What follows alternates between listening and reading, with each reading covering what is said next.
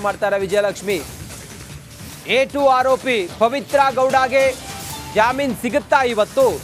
ಪವಿತ್ರ ಗೌಡ ಜಾಮೀನು ಅರ್ಜಿ ಕೆಲ ಹೊತ್ತು ಮುಂದೂಡಿಕೆ ಆಗಿದೆ.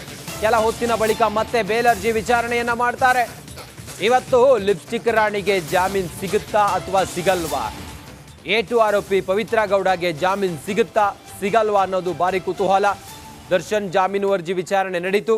ಅಕ್ಟೋಬರ್ 4ಕ್ಕೆ ಜಾಮೀನು ಅರ್ಜಿ ವಿಚಾರಣೆಯನ್ನು ಮುಂದೂಡಿಕೆ ಮಾಡಲಾಯಿತು.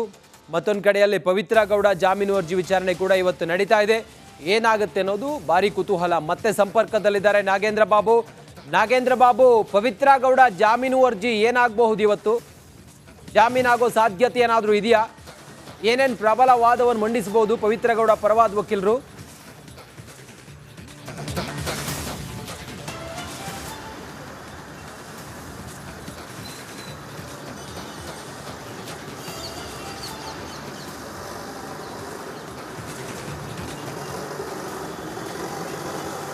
ರಂಜಿತ್ ನೋಡಿ, ಇವತ್ತು ಟಾಮಿ ಸಬಾಸ್ಟಿಯನ್ ಅವರು ಹಾಜರಾಗಿ ಅವರು ತಮ್ಮ ವಾದವನ್ನ ಮಂಡನೆ ಮಾಡಲಿದ್ದಾರೆ ಅಂತ ಹೇಳಲಾಗ್ತಾ ಇದ್ದು, ಇನ್ನೇನು ಕೆಲವೇ ಕ್ಷಣಗಳಲ್ಲಿ ಟಾಮಿ ಸಬಾಸ್ಟಿಯನ್ ಅವರು ಕೂಡ ಬರುವಂತ ಸಾಧ್ಯತೆಗಳಿದೆ.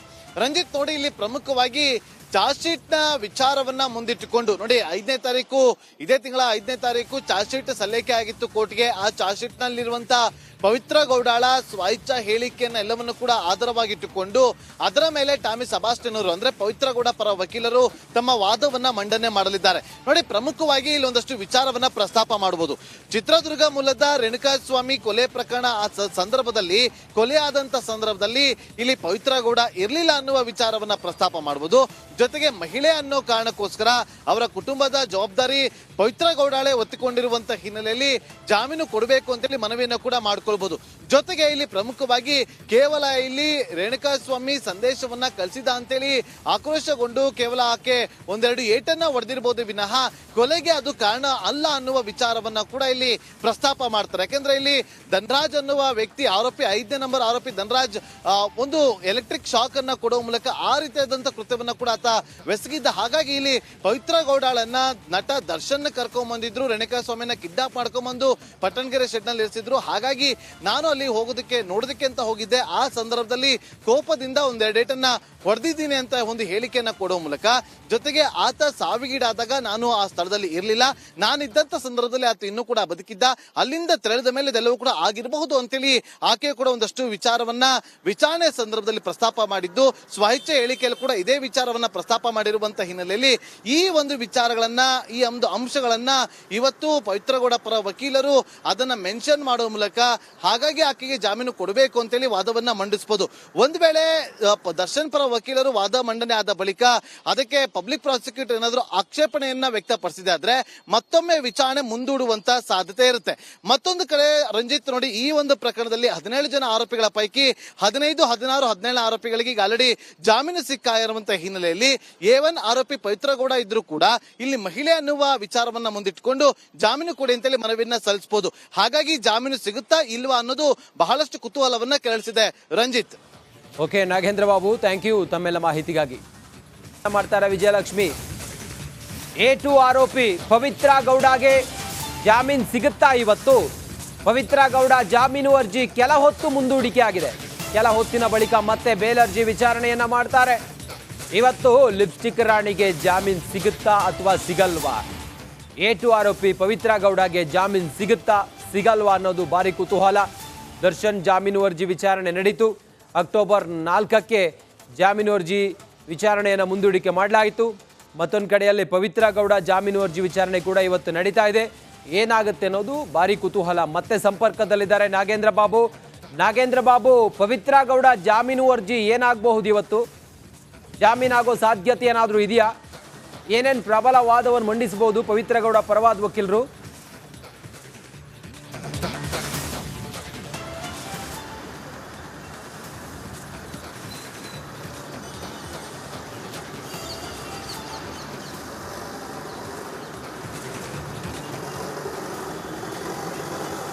ರಂಜಿತ್ ನೋಡಿ, ಇವತ್ತು ಟಾಮಿ ಸಬಾಸ್ಟಿಯನ್ ಅವರು ಹಾಜರಾಗಿ ಅವರು ತಮ್ಮ ವಾದವನ್ನ ಮಂಡನೆ ಮಾಡಲಿದ್ದಾರೆ ಅಂತ ಹೇಳಲಾಗ್ತಾ ಇದ್ದು, ಇನ್ನೇನು ಕೆಲವೇ ಕ್ಷಣಗಳಲ್ಲಿ ಟಾಮಿ ಸಬಾಸ್ಟಿಯನ್ ಅವರು ಕೂಡ ಬರುವಂತ ಸಾಧ್ಯತೆಗಳಿದೆ. ರಂಜಿತ್ ನೋಡಿ, ಇಲ್ಲಿ ಪ್ರಮುಖವಾಗಿ ಚಾರ್ಜ್ ಶೀಟ್ ನ ವಿಚಾರವನ್ನ ಮುಂದಿಟ್ಟುಕೊಂಡು ನೋಡಿ ಇದೇ ತಿಂಗಳ 5ನೇ ತಾರೀಕು ಚಾರ್ಜ್ ಶೀಟ್ ಸಲ್ಲಿಕೆ ಆಗಿತ್ತು ಕೋರ್ಟ್ಗೆ. ಆ ಚಾರ್ಜ್ ಶೀಟ್ ನಲ್ಲಿರುವಂತ ಪವಿತ್ರ ಗೌಡಾಳ ಸ್ವಾಯಿಚ್ಛ ಹೇಳಿಕೆಯನ್ನ ಎಲ್ಲವನ್ನು ಕೂಡ ಆಧಾರವಾಗಿಟ್ಟುಕೊಂಡು ಅದರ ಮೇಲೆ ಟಾಮಿ ಸಬಾಸ್ಟಿಯನ್ ಅವರು ಅಂದ್ರೆ ಪವಿತ್ರ ಗೌಡ ಪರ ವಕೀಲರು ತಮ್ಮ ವಾದವನ್ನ ಮಂಡನೆ ಮಾಡಲಿದ್ದಾರೆ. ನೋಡಿ, ಪ್ರಮುಖವಾಗಿ ಇಲ್ಲಿ ಒಂದಷ್ಟು ವಿಚಾರವನ್ನ ಪ್ರಸ್ತಾಪ ಮಾಡಬಹುದು.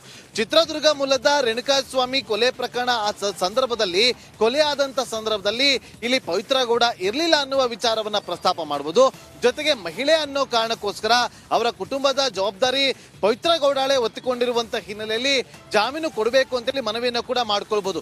ಜೊತೆಗೆ ಇಲ್ಲಿ ಪ್ರಮುಖವಾಗಿ ಕೇವಲ ಇಲ್ಲಿ ರೇಣುಕಾಸ್ವಾಮಿ ಸಂದೇಶವನ್ನ ಕಳಿಸಿದ ಅಂತೇಳಿ ಆಕ್ರೋಶಗೊಂಡು ಕೇವಲ ಆಕೆ ಒಂದೆರಡು ಏಟನ್ನ ಹೊಡೆದಿರಬಹುದು ವಿನಃ ಕೊಲೆಗೆ ಅದು ಕಾರಣ ಅಲ್ಲ ಅನ್ನುವ ವಿಚಾರವನ್ನ ಕೂಡ ಇಲ್ಲಿ ಪ್ರಸ್ತಾಪ ಮಾಡ್ತಾರೆ. ಯಾಕೆಂದ್ರೆ ಇಲ್ಲಿ ಧನರಾಜ್ ಅನ್ನುವ ವ್ಯಕ್ತಿ ಆರೋಪಿ 5ನೇ ನಂಬರ್ ಆರೋಪಿ ಧನರಾಜ್ ಒಂದು ಎಲೆಕ್ಟ್ರಿಕ್ ಶಾಕ್ ಅನ್ನ ಕೊಡುವ ಮೂಲಕ ಆ ರೀತಿಯಾದಂತ ಕೃತ್ಯವನ್ನ ಕೂಡ ಆತ ಬೆಸಗಿದ್ದ. ಹಾಗಾಗಿ ಇಲ್ಲಿ ಪವಿತ್ರ ಗೌಡಾಳನ್ನ ನಟ ದರ್ಶನ್ ಕರ್ಕೊಂಡ್ ಬಂದಿದ್ರು, ರೇಣುಕಾಸ್ವಾಮಿನ ಕಿಡ್ನಾಪ್ ಮಾಡ್ಕೊಂಡ್ಬಂದು ಪಟ್ಟಣಗೆರೆ ಶೆಡ್ ನಲ್ಲಿ ಇರಿಸಿದ್ರು. ಹಾಗಾಗಿ ನಾನು ಅಲ್ಲಿ ನೋಡೋದಕ್ಕೆ ಅಂತ ಹೋಗಿದ್ದೆ. ಆ ಸಂದರ್ಭದಲ್ಲಿ ಕೋಪದಿಂದ ಒಂದೆರಡು ಏಟನ್ನ ಹೊಡೆದಿದ್ದೀನಿ ಅಂತ ಒಂದು ಹೇಳಿಕೆಯನ್ನ ಕೊಡುವ ಮೂಲಕ ಜೊತೆಗೆ ಆತ ಸಾವಿಗೀಡಾದಾಗ ನಾನು ಆ ಸ್ಥಳದಲ್ಲಿ ಇರಲಿಲ್ಲ, ನಾನಿದ್ದಂತ ಸಂದರ್ಭದಲ್ಲಿ ಆತ ಇನ್ನೂ ಕೂಡ ಬದುಕಿದ್ದ, ಅಲ್ಲಿಂದ ತೆರಳಿದ ಮೇಲೆ ಇದೆಲ್ಲವೂ ಕೂಡ ಆಗಿರಬಹುದು ಅಂತೇಳಿ ಆಕೆ ಕೂಡ ಒಂದಷ್ಟು ವಿಚಾರವನ್ನ ವಿಚಾರಣೆ ಸಂದರ್ಭದಲ್ಲಿ ಪ್ರಸ್ತಾಪ ಮಾಡಿದ್ದು.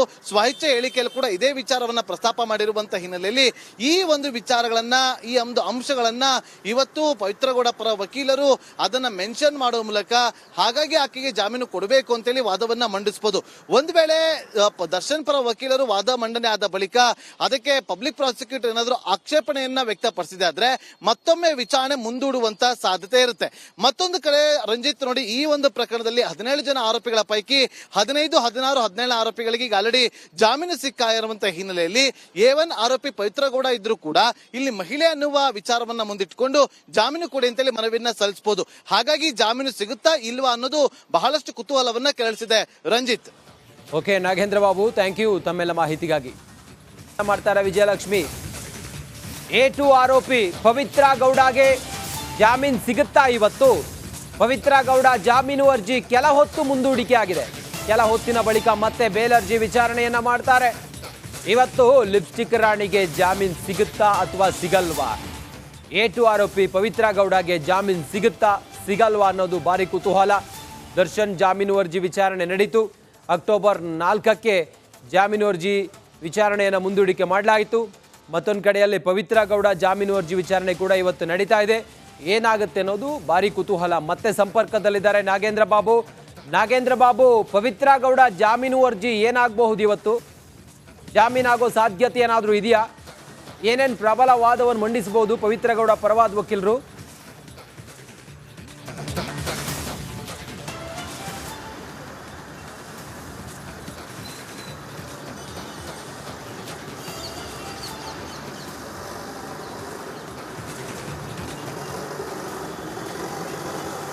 ರಂಜಿತ್ ನೋಡಿ, ಇವತ್ತು ಟಾಮಿ ಸಬಾಸ್ಟಿಯನ್ ಅವರು ಹಾಜರಾಗಿ ಅವರು ತಮ್ಮ ವಾದವನ್ನ ಮಂಡನೆ ಮಾಡಲಿದ್ದಾರೆ ಅಂತ ಹೇಳಲಾಗ್ತಾ ಇದ್ದು, ಇನ್ನೇನು ಕೆಲವೇ ಕ್ಷಣಗಳಲ್ಲಿ ಟಾಮಿ ಸಬಾಸ್ಟಿಯನ್ ಅವರು ಕೂಡ ಬರುವಂತ ಸಾಧ್ಯತೆಗಳಿದೆ.